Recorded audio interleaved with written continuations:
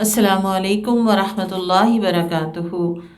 आज इंशाअल्लाह ताला हम सूरह नमल आयत 1 to 59 कुरान अजीम से इस्तिफादा करेंगे। बिस्मिल्लाहि वस्सलातु वस्सलामु अला रसूलिल्लाह। अहसनुल कलामी कलामुल्लाह व अहसनुल हदी हदी मुहम्मद सल्लल्लाहु अलैहि व आलिहि वसल्लम। अम्मा बाद फ़अऊज़ु बिल्लाहि मिनश शैतानिर रजीम। बिस्मिल्लाहिर रहमानिर रहीम। रब्बि इश्रह ली सदरी वयस्सिर ली अमरी वहलुल उक़दतम मिन लिसानी यफ़क़हू क़ौली। सूरह नमल। बिस्मिल्लाहिर रहमानिर रहीम। तौसीन तिलका आयातुल क़ुरआनी व किताबिम मुबीन। ये क़ुरआन की आयत हैं। क़ुरआन जो किताब हिदायत है, दुनिया में बाइस से इस्लाह और आखिरत में कामयाबी का ज़ामिन है।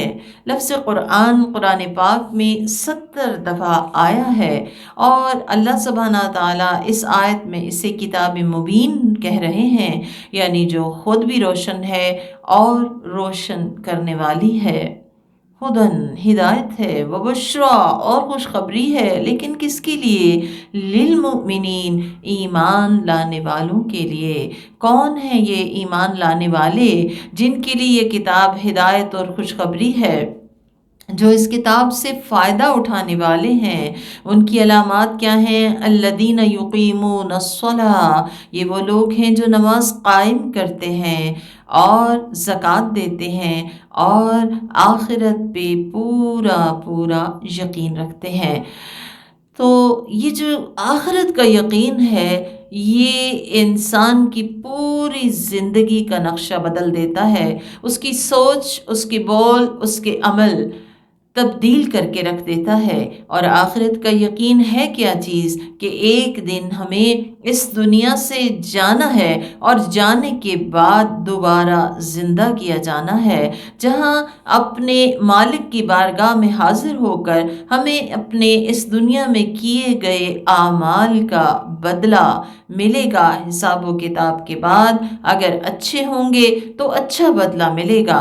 तो जहाँ तक ईमान बिल आखिरा की बात है, ये एक सबसे बड़ी मोटिवेशन है गुड डीड्स के लिए, नेकियों के लिए, इंसान के लिए सबसे बड़ी मोटिवेशन ईमान बिल आखिरा है। जितना कामिल यकीन होगा आखिरत का, उतना नेकी करना आसान हो जाएगा, नेकी के लिए क़ुरबानी देना आसान हो जाएगा, उतना उस पे इस्तकामत नसीब होगी।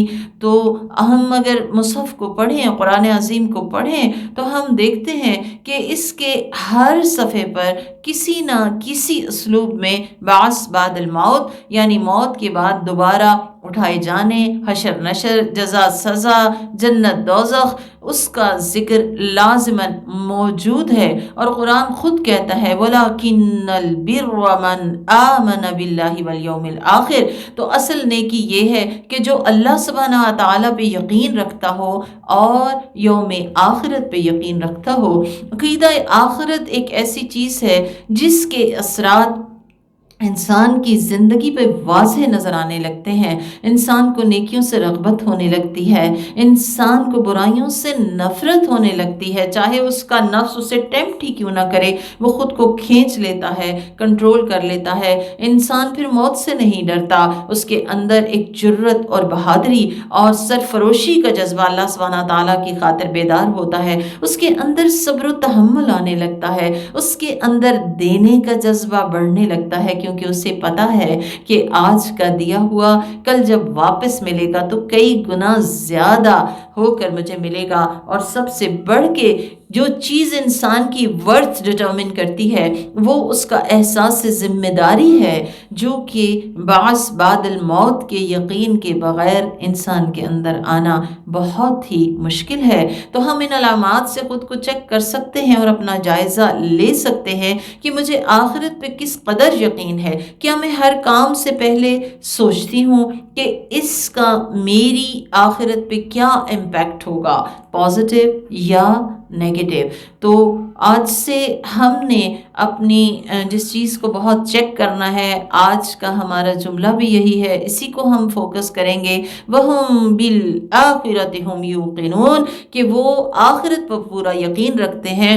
تو ہم نے اپنے آپ کو بار بار ریمائنڈ کرانا ہے کہ میں تو آخرت پہ یقین رکھنے والی ہوں، کیا واقعتاً میرے عمل سے بھی یہ بات مترشح ہے کہ مجھے اس بات کا یقین ہے کہ آخرت ضرور قائم ہوگی، اور جو کچھ میں اس دنیا میں کروں گی اسی کے مطابق مجھے آخرت میں درجہ اور مقام حاصل ہوگا۔ ان الذین لا یؤمنون بالآخرہ، بے شک وہ لوگ جو آخرت پہ یقین نہیں رکھتے، اللہ تعالیٰ کہتے ہیں ہم نے ان کے برے اعمال کو ان کی نگاہوں میں خوبصورت بنا دیا ہے، بس وہ بھٹکتے پھرتے ہیں۔ تو یہ جو آخرت کے بارے میں ڈاواڈول ہونا ہے یا اس کا یقین نہ ہونا ہے، یہ ہر طرح کے شر اور فساد کا پیش خیمہ ہے۔ جو شخص آخرت کا منکر ہوتا ہے تو اس کے لیے دنیا کی جو خرابیاں ہیں یا برائیاں ہیں یا جو گناہ ہیں وہ اس کی نگاہ میں بڑے دل فریب اور خوبصورت ہو جاتے ہیں، اور اللہ تعالیٰ بھی اس کے لیے برے اعمال کو مزین کر دیتے ہیں۔ اس کے دل سے جزا اور سزا کا خوف چونکہ نکل چکا ہوتا ہے، لہٰذا وہ شہوتوں میں ڈوب جاتا ہے، خواہشات کا بندہ بن جاتا ہے، اور پھر وہ کسی خیر اور شر کے تمیز سے اوپر اٹھ جاتا ہے، اور وہ اپنی ساری کی ساری کوششیں صرف اس دنیا کے لیے لگا دیتا ہے، دنیا کو فوکس کر لیتا ہے۔ تو اللہ تعالیٰ کہہ رہے ہیں کہ جو لوگ آخرت پہ ایمان نہیں رکھتے، ہم نے ان کے برے اعمال کو ان کی نگاہوں میں خوبصورت بنا دیا، تو رزلٹ کیا ہے؟ بس وہ بھٹکتے پھرتے ہیں، کیونکہ دنیا تو کبھی کامل ہو نہیں سکتی، یہاں کی کوئی کامیابی کامل نہیں، یہاں کا کوئی گریڈ ہمیشہ کے لیے نہیں، لہٰذا فرمایا انہی لوگوں کے لیے بدترین عذاب ہے، اور آخرت میں وہی لوگ سب سے زیادہ خسارہ اٹھانے والے ہوں گے، کیونکہ اصلی کامیابی اور ہمیشہ کی کامیابی کے لیے لازم ہے کہ ہمیں آخرت پہ کامل یقین ہو۔ پھر فرمایا اور آپ کو قرآن اس ذات برحق کی طرف سے دیا جاتا ہے جو بڑی حکمت والی اور ہر بات کو جاننے والی ہے، یعنی یہ جو قرآن ہے اور یہ جو اس کا علم ہے یہ کوئی معمولی نہیں، بلکہ یہ رب ذوالجلال کی طرف سے برحق بھی ہے، اور اس کی طرف سے آیا جو سب کا خالق و مالک ہے۔ اور چونکہ قرآن کا پہنچانا اور قرآن کی جو بھی سلسلے تھے وہ بہت باعث تکلیف رہے رسول اللہ کے لیے، آغاز میں بھی اور بعد میں بھی، تو تثبیت قلب رسول صلی اللہ علیہ وآلہ وسلم کے لیے موسیٰ علیہ السلام کا واقعہ بیان کیا جا رہا ہے، اس ٹائم کا جب کہ وہ مدین میں 10 سال گزارنے کے بعد اپنے وطن مصر واپس آ رہے تھے۔ فرمایا کہ جب موسیٰ علیہ السلام نے اپنے گھر والوں سے کہا کہ میں نے ایک آگ دیکھی ہے، یا تو میں وہاں سے کوئی خبر لے کر آتا ہوں یا پھر تمہارے لیے سلگتا ہوا ایک انگارہ لاتا ہوں تاکہ تم اسے تاپ سکو۔ جب موسیٰ علیہ السلام وہاں پہنچے تو آواز آئی کہ بابرکت ہے وہ ذات جو آگ میں ہے اور جو اس کے ارد گرد ہے، اور پاک و بے عیب ہے وہ اللہ جو رب العالمین ہے، سبحان اللہ رب العالمین، اے موسیٰ میں ہی اللہ ہوں جو زبردست اور بڑی حکمت والا ہے، اور آپ اپنی لاٹھی زمین پہ ڈال دیجئے۔ بس جب انہوں نے اسے ہلتے ہوئے دیکھا تو گویا کہ کوئی سانپ ہو جو پیٹھ پھیر کے بھاگ پڑے اور پیچھے مڑ کے بھی نہ دیکھا۔ اللہ سبحانہ وتعالیٰ نے کہا اے موسیٰ آپ ڈریے نہیں، میرے پاس رسول ڈرا نہیں کرتے، الا یہ کہ کسی نے ظلم کیا ہو پھر برائی کے بعد تائب ہو کر اچھا کام کیا تو میں بے شک بڑا معاف کرنے والا نہایت مہربان ہوں۔ اور آپ اپنا ہاتھ اپنے گریبان میں ڈالیے، وہ بغیر کسی بیماری کے سفید چمکدار نکلے گا۔ یہ 2 نشانیاں 9 نشانیوں میں سے ہیں جنہیں لے کر آپ کو فرعون اور اس کی قوم کے پاس جانا ہے، اس لیے کہ وہ لوگ سرکش و نافرمان ہو چکے ہیں۔ بس جب ان کے پاس ہماری کھلی کھلی نشانیاں پہنچ گئیں تو انہوں نے کہا کہ یہ تو کھلا جادو ہے۔ وَجَحَدُوا بِهَا وَاسْتَيْقَنَتْهَا أَنفُسُهُمْ ظُلْمًا وَعُلُوًّا، اور ان نشانیوں کا انہوں نے ظلم اور سرکشی کی وجہ سے انکار کر دیا۔ حالانکہ ان کا باطن جو تھا وہ ان نشانیوں کو مان چکا تھا، لیکن وہ مان کے نہ دیے۔ اللہ سبحانہ تعالیٰ کہتے ہیں فانظر، تو دیکھ لیجئے کیف کان عاقبۃ المفسدین، کہ فساد کرنے والوں کا پھر انجام کیا ہوا۔ اس کے بعد داؤد علیہ السلام اور سلیمان علیہ السلام کا ذکر ہے، جن کا ذکر قرآن پاک میں 16 مقامات پہ کیا گیا ہے۔ اللہ سبحانہ وتعالیٰ نے انہیں بادشاہت بھی دی اور بے شمار انعام و اکرام کیے، لیکن ہم دیکھتے ہیں کہ یہاں پہ جو ذکر ہے وہ ان کی بادشاہت کا نہیں، باقی معجزات کی بجائے سب سے پہلے علم کا ذکر کیا گیا، کیونکہ علم اللہ سبحانہ وتعالیٰ کے نزدیک بادشاہت سے افضل ہے۔ فرمایا وَلَقَدْ آتَيْنَا دَاوُودَ وَسُلَيْمَانَ عِلْمًا، اور ہم نے داؤد علیہ السلام اور سلیمان علیہ السلام کو علم دیا، اور دونوں نے کہا کہ تمام تعریفیں اس اللہ سبحانہ وتعالیٰ کے لیے ہیں جس نے ہمیں اپنے بہت سے مومن بندوں پہ فضیلت دی۔ اور سلیمان علیہ السلام داؤد علیہ السلام کے وارث ہوئے۔ انہوں نے کہا اے لوگو، ہمیں پرندوں کی بولی کا علم دیا گیا ہے اور ہمیں ہر چیز دی گئی ہے، یعنی بے شمار نعمتیں ان کو دی گئیں۔ وَأُوتِينَا مِن كُلِّ شَيْءٍ، اور ہمیں ہر طرح کی چیزیں دی گئیں، یعنی اللہ سبحانہ تعالیٰ نے انہیں نبوت بھی دی، علم بھی دیا، بادشاہت بھی دی، پرندوں کی بولیاں سکھائیں، جنوں انس ان کے لیے تسخیر کر دیے، ہوا مسخر کر دی، اور بے شمار وسائل عطا کرنے کے ساتھ ساتھ پگھلے ہوئے تانبے کا چشمہ بھی ان کے لیے جاری کر دیا گیا۔ یہ سب کچھ پانے کے بعد ایک بندہ مومن کا رسپانس کیا ہے؟ إِنَّ هَذَا لَهُوَ الْفَضْلُ الْمُبِينُ، کہ بے شک یہ اللہ سبحانہ وتعالیٰ کا بڑا نمایاں فضل ہے۔ تو اللہ سبحانہ وتعالیٰ جسے چاہے اپنے فضل سے نواز دیں، اس کے لیے ہمیں ہمیشہ اللہ سبحانہ وتعالیٰ سے اس کا فضل مانگنا چاہیے۔ اللہم انا نسألک الفضلک العظیم، اے اللہ ہم تیرے بڑے فضل کا تجھ سے سوال کرتے ہیں۔ فرمایا اور سلیمان علیہ السلام کے لیے جنوں، انسانوں اور پرندوں پر مشتمل بہت سے لشکر جمع کر دیے گئے، جو نظم و ضبط کے پابند رکھے جاتے تھے، یعنی بہت ڈسپلن کے ساتھ رکھے جاتے تھے، یہاں تک کہ جب ایک بار چیونٹیوں کی وادی میں آئے، یعنی اپنے لشکر کے ساتھ ایکسرسائز کرنے کے لیے آئے، تو ایک چیونٹی نے کہا او چیونٹیوں، تم سب اپنے اپنے بلوں میں داخل ہو جاؤ، کہیں تمہیں سلیمان اور اس کے لشکر کے افراد غیر شعوری طور پہ کچل نہ دیں۔ سلیمان علیہ السلام اس کی بات پر مسکرا کر کہنے لگے میرے رب مجھے توفیق دے کہ میں تیری نعمتوں کا شکر ادا کروں جو تو نے مجھے اور میرے ماں باپ کو عطا کی ہیں، اور ایسا نیک کام کروں جسے تو پسند کرتا ہے، اور مجھے اپنی رحمت سے اپنے نیک بندوں میں شامل فرما۔ بہت خوبصورت یہ دعا ہے، اگر ہو سکے تو ہمیں یہ دعا اپنی دعاؤں میں شامل کرنی چاہیے۔ اور یہاں پہ ہم دیکھتے ہیں کہ وہ شکر کی توفیق مانگ رہے ہیں، کیونکہ شکر کی توفیق بھی اللہ سبحانہ وتعالیٰ کا ایک بہت بڑا انعام ہے۔ شکر کی توفیق وہ کن نعمتوں پہ مانگ رہے ہیں جو انہیں ملی اور ان کے والدین کو ملی، تو کیونکہ والدین کی جو نعمتیں ہیں وہ بھی انسان تک پہنچتی ہیں بالواسطہ بھی، اور ویسے بھی انسان ان کا مالک ہو جاتا ہے۔ تو اللہ سبحانہ وتعالیٰ اگر شکر کی توفیق کسی کو عطا کر دے اور پھر وہ اس نعمت پہ شکر کرے، تو یہ ہو ہی نہیں سکتا کہ اس کی نعمت میں اضافہ نہ ہو، کہ اللہ سبحانہ وتعالیٰ کا وعدہ ہے لَئِن شَكَرْتُمْ لَأَزِيدَنَّكُمْ، کہ یعنی اگر تم شکر کرو گے تو میں تمہیں اور زیادہ دوں گا۔ اور شکر کی اصل کیا ہے کہ نعمت دینے والے کی نعمت کا اعتراف، اقرار، ایکنالجمنٹ، اور اس طرح سے کہ انسان اس کی تعریف بھی کرے اور نفس کو اس کا خوگر بنائے، اسے اپنا کمال نہ سمجھے بلکہ مالک کی عطا سمجھے۔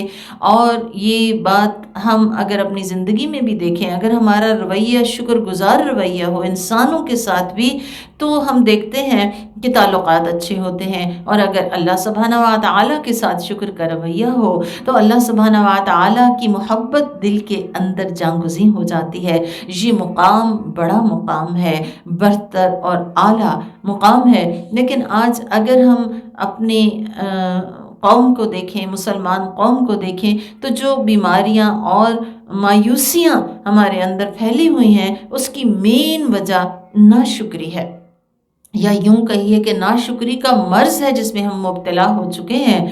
اگر ہم اپنی ملاقات کے موضوعات دیکھیں، جب ہم آپس میں ملتے ہیں تو اکثر ہی ہمارے تذکرے ناشکری پر مبنی ہوتے ہیں، جبکہ ناشکری انسان کی نعمتوں کے زوال کا باعث بنتی ہے، انسان کو انریسٹ دیتی ہے، انگزائٹی اور ٹینشن میں مبتلا کرتی ہے، جبکہ شکر انسان کے اندر پازیٹیوٹی لاتا ہے، اس کے دل کو خوشی اور اچیومنٹ کا ایک احساس دیتا ہے، اور اس کے ساتھ ساتھ نعمتوں کی حفاظت بھی ہوتی ہے۔ تو شکر اکنالجمنٹ کا نام ہے۔ ایکچوئل اکنالجمنٹ کے ساتھ ساتھ انسان نہ صرف زبان سے اس کا اقرار کرے بلکہ فعلی شکر یہ ہے کہ اپنے اعضاء و جوارح کو اپنے منعم کے مطابق استعمال کرنا شکر جو ہے وہ اصل شکر ہے۔ اور شکوہ جو ہے وہ دراصل شکر کے منافی ہے، اس کے اپوزٹ ہے۔ تو یہاں پہ وہ شکر کی توفیق کے بعد عمل صالح کی توفیق مانگتے ہیں،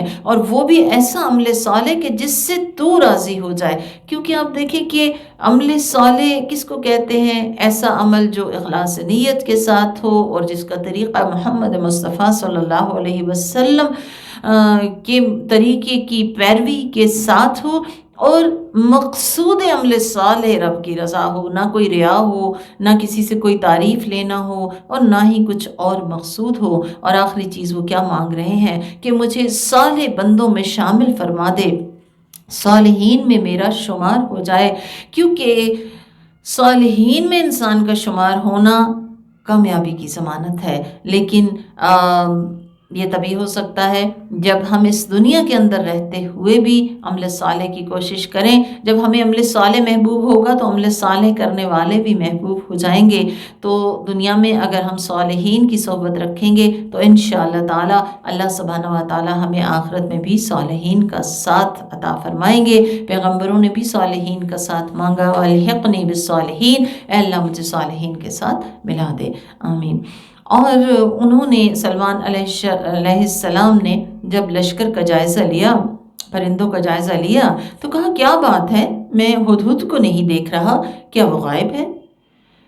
سلمان علیہ السلام جب لشکر لے کر جاتے تھے تو ہدہد ساتھ جاتا تھا تاکہ وہ پتہ لگا سکے کہ پانی کہاں کہاں ہے۔ سلمان علیہ السلام چونکہ بہت ڈسپلن تھے، تو انہوں نے جب انسپیکشن کیا جانے والے لوگوں کا، جب لشکر جانے لگا تو ہدہد موجود نہیں تھا، اس کے بارے میں استفسار کیا، کہا میں یقیناً اسے بہت سخت سزا دوں گا، یا اسے ذبح کر دوں گا، یا یہ کہ وہ اپنی غیر حاضری کا کوئی واضح عذر پیش کرے۔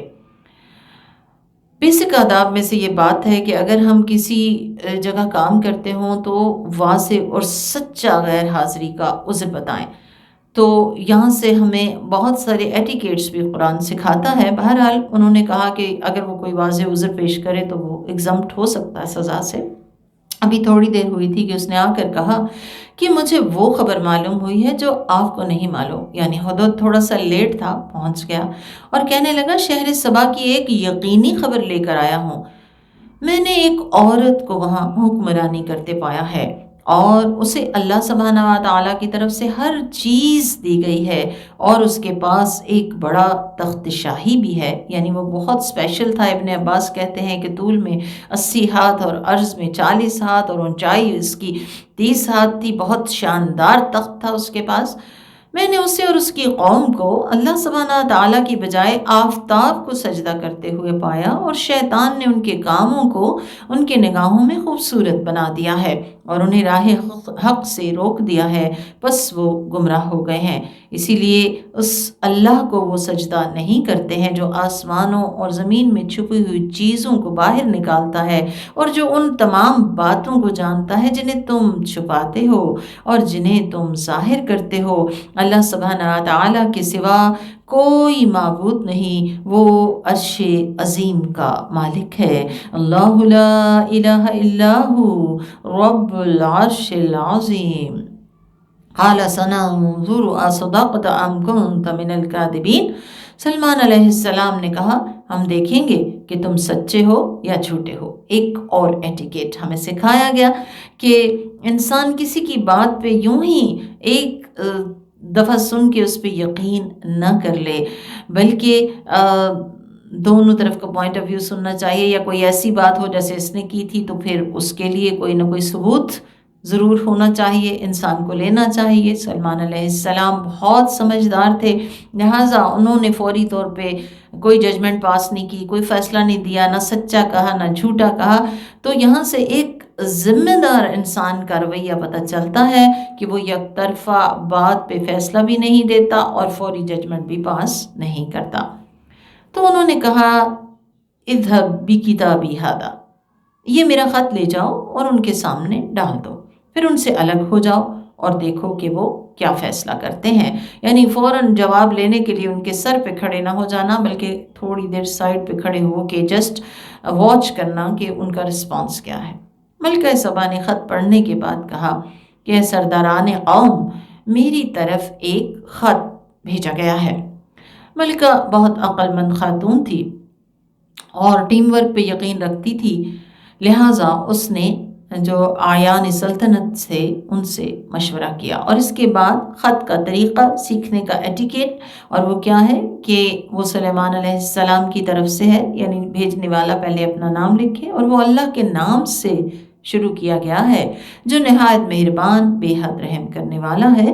اور اس میں لکھا ہے کہ تم لوگ سرکشی نہ کرو اور اطاعت گزار بن کر میرے پاس آ جاؤ، یعنی سرنڈر کر دو۔ کس لیے؟ اللہ سبحانہ و تعالیٰ کی توحید کے لیے، کیونکہ وہ لوگ اللہ سبحانہ و تعالیٰ کو چھوڑ کر غیر اللہ کی پرستش میں مبتلا تھے۔ تو ٹو دا پوائنٹ بات کی، مختصر بات کی، ٹو دا پوائنٹ بات کی۔ ملکہ نے کہا، اے سرداران قوم، اس معاملے میں مجھے اپنا مشورہ دو، میں کوئی فیصلہ نہیں کروں گی یہاں تک کہ تم میری رائے سے موافقت نہ کرو۔ یعنی اس نے کوئی ڈکٹیٹرشپ کے ساتھ ایک دم سے کوئی آرڈر جاری نہیں کیا، بلکہ کہا کہ ہم سب جس رائے پہ متفق ہوں گے وہی ہم سب کا فیصلہ ہوگا۔ سرداروں نے کہا کہ ہم لوگ طاقت والے اور زبردست لڑنے والے ہیں، یعنی ہمارے پاس عددی قوت بھی ہے اور جسمانی قوت بھی ہے اور اسلحے کی قوت بھی ہے، اور ہم جنگجو بھی ہیں، اور فیصلہ آپ کے ہاتھ میں ہے۔ آپ خود ہی غور و فکر کر لیجئے کہ ہمیں آپ کیا حکم دینا چاہیں گی۔ اس نے کہا، بادشاہ جب کسی ملک میں فوج کشی کے ذریعے داخل ہوتے ہیں تو فساد برپا کر دیتے ہیں اور وہاں کے عزت داروں کو ذلیل بنا دیتے ہیں، اور یہ لوگ بھی ایسا ہی کریں گے۔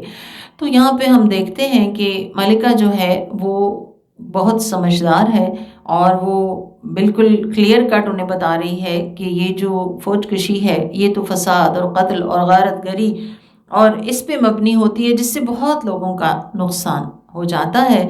یعنی انہیں پوری طرح سے شعور میں لا رہی ہے کہ جنگ کرنا، اگرچہ ہمارے پاس عددی قوت تو ہے، لیکن جنگ کی وجہ سے نقصان جو ہے وہ زیادہ ہو جاتا ہے۔ تو یہاں ایک لیڈر، ایک ذمہ دار کی ذمہ داری کا طریقہ پتہ چلتا ہے کہ مشورہ تو لازم ہے، لیکن فیصلہ سوچ سمجھ کر حقیقت پسندانہ ہونا چاہیے، جذباتیت پہ مبنی نہیں ہونا چاہیے کہ اب اگر انہوں نے ایسے کہا ہے تو بس اب لڑائی ہی ایک واحد حل ہے۔ کہنے لگی، وَإِنِّي مُرْسِلَةٌ إِلَيْهِمْ بِهَدِيَّةٍ، میں ان کے پاس ہدیہ بھیج کے دیکھتی ہوں کہ میرے قاصد کیا جواب لاتے ہیں، یعنی وہ کیسے ریاکٹ کرتے ہیں۔ اب دیکھیں کہ تحفے کا مقصد کیا ہے، یہاں پہ تعلقات کو بہتر کرنا اور ریاکشن دیکھنا کہ وہ کیا کرتے ہیں۔ تحفہ دینا ایک اچھی خصلت ہے۔ نبی کریم صلی اللہ علیہ وسلم نے فرمایا، آپس میں مصافحہ کیا کرو، اس سے دلوں کا بغض جاتا رہتا ہے۔ اور ایک دوسرے کو ہدیہ دیا کرو، اس سے محبت بڑھتی ہے۔ تو یہ 2 سنتیں جو ہیں وہ ہمیں اپنی زندگی میں شامل کرنی چاہیے۔ اب جب قاصد سلیمان علیہ السلام کے پاس پہنچا تو انہوں نے کہا کہ کیا تم لوگ مجھے مال دینا چاہتے ہو؟ اللہ سبحانہ و تعالیٰ نے جو کچھ مجھے دیا ہے وہ اس سے بہتر ہے جو اس نے تمہیں دیا ہے، بلکہ تم خود ہی اپنے ہدیے پہ خوش ہوتے رہو۔ میں نے کہا ہدیہ اچھی چیز ہے، لیکن یہاں پہ کیا تھا کہ ایسا ہدیہ یا ایسا مال جو انسان کو فتنے میں ڈال دے، اور ناپسندیدہ ترین تحفہ کون سا ہوتا ہے؟ جو انسان کی ڈیوٹی میں حائل ہو جائے۔ تو انہیں لگا کہ یہ مجھے تحفہ دے کے بہلانا چاہتے ہیں، یعنی آپ کا کام کیا تھا؟ اللہ سبحانہ تعالیٰ سے لوگوں کو جوڑنا اور ان کو شرک سے ہٹا کے توحید کی طرف لانا۔ تو انہوں نے کہا کہ تم مجھے اس ہدیے کے ساتھ بہلا نہیں سکتے، تم ان کے پاس لوٹ جاؤ، ہم ان پہ ایسی فوجوں کے ذریعے حملہ کریں گے جس کی وہ تاب نہ لا سکیں گے، اور انہیں وہاں سے ہم ذلیل و خوار بنا کر نکال دیں گے۔ سلیمان علیہ السلام نے کہا، اے اہل دربار، تم میں سے کون اس کا تخت شاہی میرے پاس لا سکتا ہے اس سے پہلے کہ وہ میرے پاس اطاعت گزار بن کے حاضر ہوں؟ یعنی دراصل سلمان علیہ السلام ایسا اس لیے چاہ رہے تھے کہ وہ اندازہ کرنا چاہتے تھے کہ وہ جنگ کریں گے یا نہیں کریں گے، اور ایک طرح سے یہ بھی مقصود ہو سکتا ہے کہ انہیں نبوت کا معجزہ دکھایا جائے تاکہ وہ توحید کی طرف آنے کے لیے ایک انسینٹیو انہیں فراہم کرے۔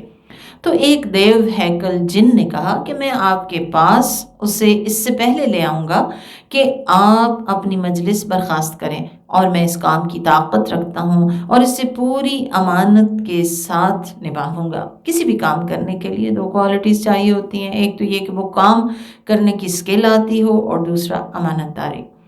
اس آدمی نے کہا جس کے پاس اللہ کی کتاب کا علم تھا کہ میں اسے آپ کے پاس آپ کی پلک جھپکنے سے بھی پہلے لا سکتا ہوں۔ جب سلمان علیہ السلام نے اس تخت شاہی کو اپنے سامنے رکھا دیکھا تو کہا، ہذا من فضل ربی، یہ میرے رب کا فضل ہے، لیبلونی اشکر ام اکفر، تاکہ وہ مجھے آزما کے دیکھے کہ کیا میں اس کا شکر ادا کرتا ہوں، یعنی اطاعت و بندگی کے ساتھ عملی شکر، یا ناشکری کرتا ہوں۔ وَمَن شَكَرَ فَإِنَّمَا يَشْكُرُ لِنَفْسِهِ، اور جو آدمی شکر کرتا ہے تو اس کا شکر اس کے اپنے لیے فائدہ مند ہے، وہ اپنے لیے شکر کرتا ہے۔ وَمَن كَفَرَ، اور جو کوئی ناشکری کرتا ہے، فَإِنَّ رَبِّي غَنِيٌّ کریم، تو بے شک میرا رب بے نیاز ہے، بڑا کرم کرنے والا ہے۔ تو ہمیں شکر کی عادت اپنانے کی ضرورت ہے، اسے اپنی ہیبٹ بنانے کی ضرورت ہے۔ چھوٹی چھوٹی چیزوں پہ شکر، کچھ مل گیا شکر، کچھ نہیں چھنا شکر۔ تو انہوں نے اپنے لوگوں سے کہا کہ تم لوگ ملکہ کے تخت کی ظاہری شکل بدل دو، ہم دیکھنا چاہتے ہیں کہ وہ اسے پہچانتی ہے یا ان لوگوں میں سے ہے جو اتنی سمجھ نہیں رکھتے۔ پس جب وہ آئی تو اس سے پوچھا گیا کہ کیا تمہارا تخت ایسا ہی ہے؟ تو اس نے کہا گویا کہ وہ وہی ہے۔ بہت خوبصورت طریقے سے اس نے جواب دیا ہے، یعنی نہ تو اس نے کلیئر کٹ بات کی ہے کہ یہ وہی ہے، اور نہ ہی اس کو نگیٹ کیا۔ اور ہمیں تو پہلے ہی آپ کی شان کا علم ہو چکا تھا، اور آپ کے ہم تابع فرمان ہو چکے تھے، اور اسے ایمان لانے سے اب تک اس بات نے روک رکھا تھا کہ وہ اللہ کے سوا غیروں کی عبادت کرتی تھی۔ تو یہ جو غیر اللہ کی بندگی ہے، یہ سب سے بڑی رکاوٹ بن جاتی ہے اللہ کی بندگی میں، لہٰذا اس سے نکلنے کی ضرورت ہے۔ تو فرمایا کہ بے شک وہ کافروں میں تھی، انہا کانت من قوم کافرین، کافر قوم میں سے تھی۔ تو چونکہ سلمان علیہ السلام کا مشن یہی تھا کہ غیر اللہ کو ہٹا کر اس کی جگہ اللہ سبحانہ وتعالیٰ سے روشناس کرایا جائے، تو انہوں نے ایک اور طریقہ بھی اس کے لیے اختیار کیا۔ اس سے کہا گیا کہ محل کے اندر چلو۔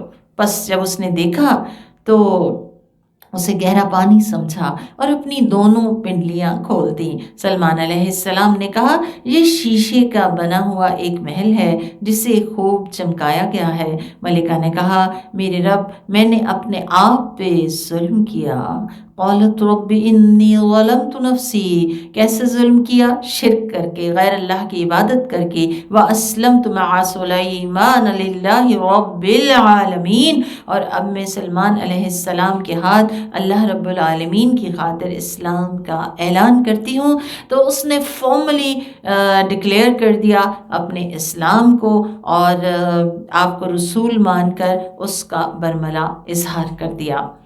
اللہ سبحانہ و تعالیٰ نے اس کو ہدایت کی توفیق دی۔ اللہ سبحانہ و تعالیٰ ہم سب کو بھی ہدایت کے راستے پہ قائم رکھے اور جمائے رکھے۔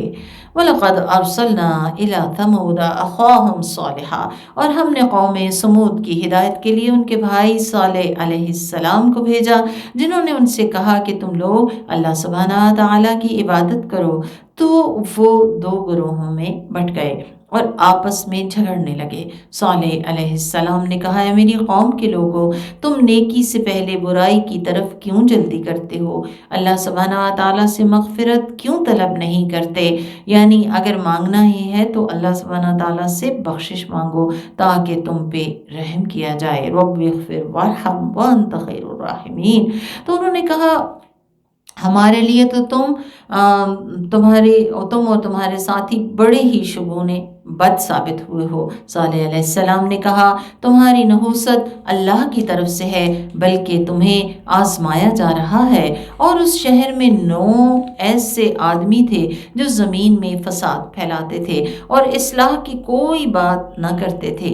انہوں نے آپس میں بات کی کہ تم لوگ اللہ کی قسم کھا کر عہد کرو کہ ہم سب مل کر اسے اور اس کے گھر والوں کو رات کے وقت قتل کر دیں گے، پھر اس کے وارثوں سے کہہ دیں گے کہ اس کے گھر والوں کو ہلاک کرنے میں ہم شریک نہیں تھے اور ہم لوگ بالکل سچے ہیں۔ اور انہوں نے ایک چال چلی اور ہم نے بھی ایک تدبیر کی اور انہیں اس کا احساس نہیں ہوا۔ تو آپ دیکھ لیجئے کہ ان کی سازش کا کیا انجام ہوا۔ ہم نے انہیں اور ان کی پوری قوم کو تباہ و برباد کر دیا۔ اب ان کے وہ گھر ان کے ظلم کی وجہ سے ویران پڑے ہیں۔ بے شک اس واقعے میں ایک نشانی ہے ان کے لیے جو علم رکھتے ہیں، اور ہم نے ایمان والوں اور تقوی والوں کو بچا لیا۔ تو اگر ہم بچت چاہتے ہیں عذاب سے تو اس کی 2 صورتیں ہیں، ایمان اور تقوی، ان دونوں کو تھام لیں۔ تقوی دراصل بچنے ہی کا نام ہے، گناہ سے، نافرمانی سے اور کبر اور ریا سے۔ ولوطن، اور لوط علیہ السلام کو ہم نے مبعوث کیا، جنہوں نے اپنے قوم سے کہا کہ تم لوگ جان بوجھ کے بدکاری کرتے ہو۔ کیا تم لوگ شہوت پوری کرنے کے لیے عورتوں کی بجائے مردوں کے پاس جاتے ہو؟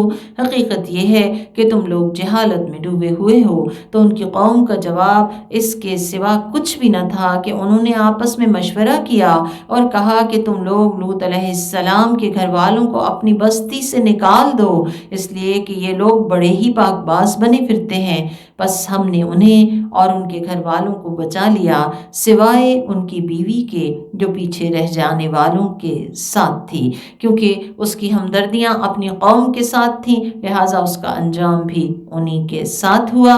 تو اس نے برائی کی تو نہیں، لیکن برائی کو برائی کہا بھی نہیں۔ تو ہم اپنا جائزہ لیں کہ ٹھیک ہے کہ اگر میں کوئی برائی نہیں بھی کرتی، لیکن کیا میں برائی کو برا سمجھتی ہوں، غلط کو غلط کہتی ہوں؟ کیا انجام ہوا؟ اور ان پہ پتھروں کی بارش کر دی جو ان ڈرائے جانے والوں کے حق میں بڑی ہی بری تھی۔ آپ کہہ دیجئے کہ تمام تعریفیں اللہ سبحانہ و تعالیٰ ہی کے لیے ہیں، اور سلام ہو اس کے بندوں پر جنہیں اس نے چن لیا۔ کیا اللہ سبحانہ و تعالیٰ بہتر ہے یا وہ معبودان باطل جنہیں مشرکین اس کا شریک ٹھہراتے ہیں؟ یعنی اللہ سبحانہ و تعالیٰ ہی بہتر ہے۔ فَلِلَّهِ الْحَمْدُ عَلَى نِعْمَةِ التَّوْحِيدِ۔